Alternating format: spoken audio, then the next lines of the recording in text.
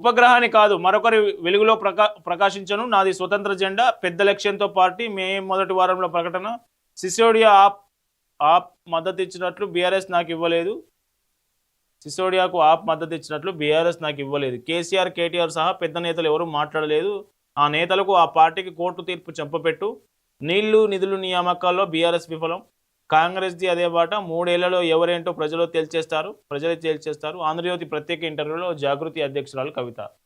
So ఆంధ్రజ్యోతికి interview ఇచ్చింది కవిత. ఆమె ఏం మాట్లాడారంటే, నేను ఉపగ్రహాన్ని కాదు, వేరొకరు వెలుగులో నేను ప్రకాశించను. నాకు సొంత ఎజెండా ఉంది. బీఆర్ఎస్ నీళ్లు నియామకాలు సాధించడంలో బీఆర్ఎస్ ఫెయిల్యూర్ అయింది.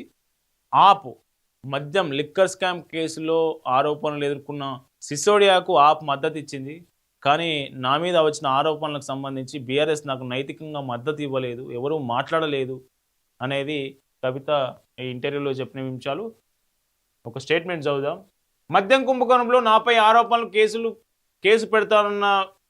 కేసు పెడుతున్నారన్న విషయాలపై తొలిసారి ఆంధ్రజ్యోతిలోని వార్త వచ్చింది. ఆ రోజు నేను కేసీఆర్ దగ్గరికి వెళ్ళాను. ఇది కరెక్టేనా అని ఆయన అడిగారు. నేను కాదని చెప్పాను. అయితే ఇదే విషయాన్ని మీడియాతో చెప్పమన్నారు. ఆయననే చెప్పమని అడిగితే పర్వాలేదు, బలంగా చెప్పు, ధైర్యంగా ఉండు అన్నారు. అప్పుడే కాదు, ఆ తర్వాత కూడా బీఆర్ఎస్లో పెద్ద నాయకులు నాకు అండగా మాట్లాడలేదు, ఎవరూ ఖండించలేదు.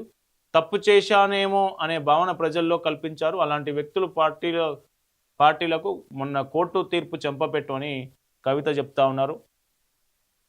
బీఆర్ఎస్ నుంచి ఓట్లు చీల్చాలనేది చిన్న లక్ష్యంతోనో కురచ ఉద్దేశాలతోనో తాను పార్టీ పెట్టలేదని తెలంగాణ జాగృతి అధ్యక్షురాలు కల్వకుంట్ల కవిత అన్నారు. తెలంగాణ తత్వం, మానవత్వం ప్రధాన ప్రాతిపదికలుగా కొత్త రాజకీయ పార్టీ పెడుతున్నట్లు చెప్పారు. మే మొదటి వారంలోనే పార్టీ ప్రకటన ఉంటుందన్నారు. 10 ఏళ్ల బీఆర్ఎస్ హయాం నీళ్లు నిధులు నియామకాల నినాదాలను సాకారం చేయడంలో విఫలమైందని మాటలు చెప్పి హామీలు మూటలిచ్చి వచ్చిన కాంగ్రెస్ ప్రభుత్వం పాత కథలు చెప్తా ఉందని కవిత అంటా ఉన్నారు.